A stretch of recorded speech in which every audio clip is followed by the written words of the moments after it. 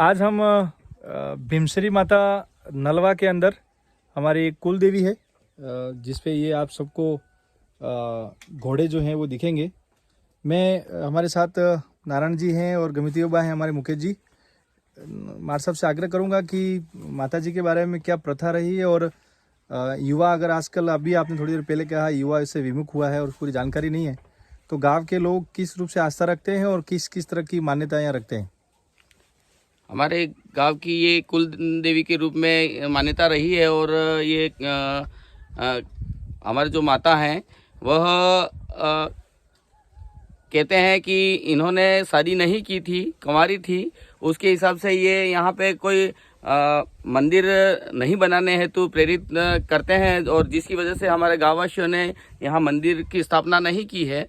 और जहाँ तक हमारा मानना है कि यहाँ पे किसी प्रकार की भी विपदाएं आती हैं, समस्याएं आती हैं, इस गांव पशु है, मनुष्य है और कोई भी सामूहिक रोग वगैरह आते हैं, तो हमारी माता पर आस्था है और इन सभी रोगों को दूर करने की चेष्टा रही है और हम इनको अच्छे से हमारी माता को मानते हैं और ये भी हमारी श्रद्धा पूरी करते हैं। धन्यवाद। गमिती बाबा, आप गांव में कितनी बार यहाँ पे सामूहिक गांव वाले आते हैं माता जी के यहाँ, भीमसरी माता जी के यहाँ, और क्या क्या बुआल बता के? गांव के सब भाई यहाँ इन माता कुल देवी को कोई कोई मान्यता करने के लिए हम आते हैं। जो हमारे गांव में कोई दुख की कड़ी ऐसी कोई आती है तो फिर हम माता जी के आगे कोई ऐसी बात रखते हैं तो हमारी माता जी पूर्ण करती है।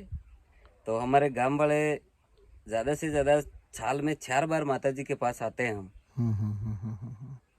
तो और फिर हाँ, सामूहिक रूप से कुछ यहाँ कुछ ऐसा पूजा पाठ या ऐसे लोग इकट्ठे होकर सारे गांववासी अपने करते होंगे? हमारे यहाँ विशेष करके ये पूजा पाठ के बारे में तो प्रचलन ये रहा है कि जब हमारे यहाँ पे बरसात का मौसम होता है तो बारिश नहीं होती है, तो अब यहाँ पे हमारे गांव के जो नारियां हैं वो व्रत वगैरह रख करके रविवार के दिन पूजन करने के लिए आती हैं और यहाँ नृत्य रचाती हैं और उसके बाद में यहाँ से बिकती हुई अपने अपने घरों में जाती है। ये प्रचलन रहा है और वास्तव में ये मैंने भी देखा है कि इस तरह की व्रत करके यहाँ नारियां आती हैं और वे बिकती हुई घर तक आई है, मैंने देखा है। कमिटी बा, तो व्रत वाला जो हमारे गुरुजी कह रहे हैं, तो वो व्रत वाला जो महिला यहाँ आती है, नृत्य करती है, तो फिर घरों में जाती है। तो घरों में जाते जाते क्या मतलब हमारे इंद्र महाराज और माता जी की ऐसी कोई श्रद्धा से काम भी पूरा हो जाता है, बारिश चालू भी हो जाती है। हमारे माता कुलदेवी की इतना आशीर्वाद है, हम गांव वाले मानते हैं माता को और सब काम पूर्ण होते हैं।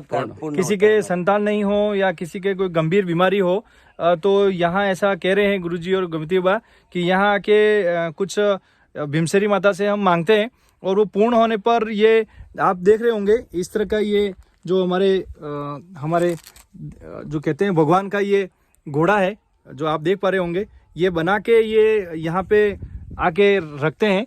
ऐसी परंपरा है, चढ़ाते हैं। हाँ, तो ऐसी परंपराएं पूर्ण होती हैं, ऐसा हमारे साहब क्या कहना है?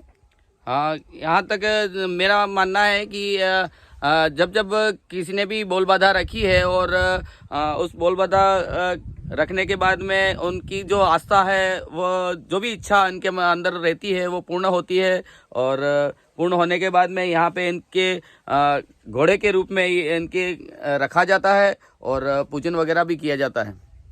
धन्यवाद। भीमसरी माता की जय। धन्यवाद।